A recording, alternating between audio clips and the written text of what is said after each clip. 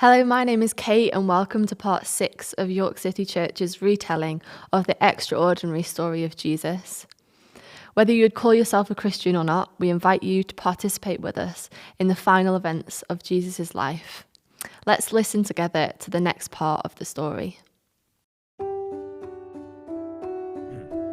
Immediately, while he was still speaking, Judas, one of the 12, arrived.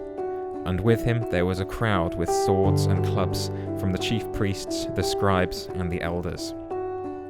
Now the betrayer had given them a sign, saying, "The one I will kiss is the man. Arrest him and lead him away under guard." So when he came, he went up to him at once and said, "Rabbi," and kissed him. Then they laid hands on him and arrested him. But one of those who stood near drew his sword and struck the slave of the high priest, cutting off his ear. Then Jesus said to them, "Have you come out with swords and clubs to arrest me as though I were a bandit? Day after day I was with you in the temple teaching, and you did not arrest me. But let the scriptures be fulfilled."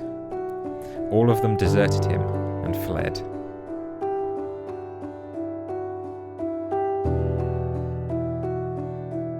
As soon as it was morning, the chief priests held a consultation with the elders and scribes and the whole council. They bound Jesus, led him away, and handed him over to Pilate. Pilate asked him, "Are you the king of the Jews?" He answered him, "You say so." Then the chief priests accused him of many things. Pilate asked him again, "Have you no answer? See how many charges they bring against you." But Jesus made no further reply, so that Pilate was amazed. Now at the festival, he used to release a prisoner for them, anyone for whom they asked. Now a man called Barabbas was in prison with the rebels, who had committed murder during the insurrection. So the crowd came and began to ask Pilate to do for them according to his custom. Then he answered them, "Do you want me to release for you the king of the Jews?" For he realized that it was out of jealousy that the chief priests had handed him over. But the chief priests stirred up the crowd to have him release Barabbas for them instead. Pilate spoke to them again. "Then what do you wish me to do with the man you call the king of the Jews?" They shouted back, "Crucify him!" Pilate asked them, "Why? What evil has he done?" But they shouted all the more, "Crucify him!" So Pilate, wishing to satisfy the crowd, released Barabbas for them, and, after flogging Jesus, he handed him over to be crucified. When I first read this passage, I was confused as to why Jesus didn't try to save his life. He didn't answer the officials as to who he was. This was life or death, and he seemed to try nothing to save his life. I was then struck that the crowd would be more confident with a murderer let loose than Jesus. Jesus, a man who people had flocked to be healed, a man who loved the least and the weak, the sick and the overlooked. How crazy that this man was killed and a murderer was set free. How crazy that Jesus was killed and that I am set free. I may not be a murderer, but I haven't loved people as well as I should. I've hurt people and God hates that. But God gives me a second chance. He takes on the punishment which was set up for a murderer, which was set up for me, and he trusts me to walk around this world, guiding me and helping me in the way I can live well. But the way he lived, the way he gave himself to die, wasn't typical of what we see today. He was so quick to save others and so slow to save himself. Yet I am so quick to defend myself, so quick to ensure I don't come across the wrong way, so quick to try and squeeze any more enjoyment out of my life, and so begrudgingly slow to let someone else look good at the expense of myself, so hesitant to put myself on the line for someone else.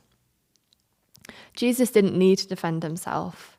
He knew who he was, and he knew what he needed to do, and he was willing to die for this.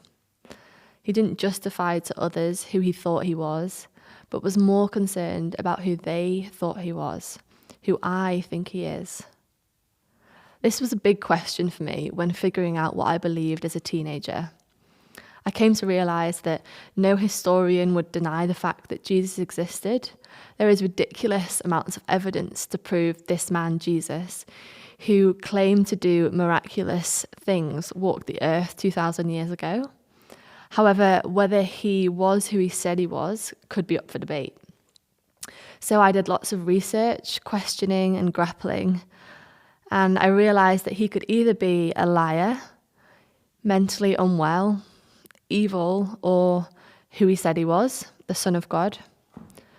In looking at his life, really giving myself to look into this, I honestly can say I think he is who he said he was. Would anyone in their right mind die for a lie? Psychologists have said he showed no clinical signs of mental illness. Everything he did was for others, was to empower the least. It wasn't always popular, but was always selfless and loving. I don't believe he was a liar. I don't believe he was mentally unwell. And I don't believe he was evil. I believe he is who he says he is, God, no matter how crazy that may sound. 1 trillion stars in the sky also sounds pretty crazy to me.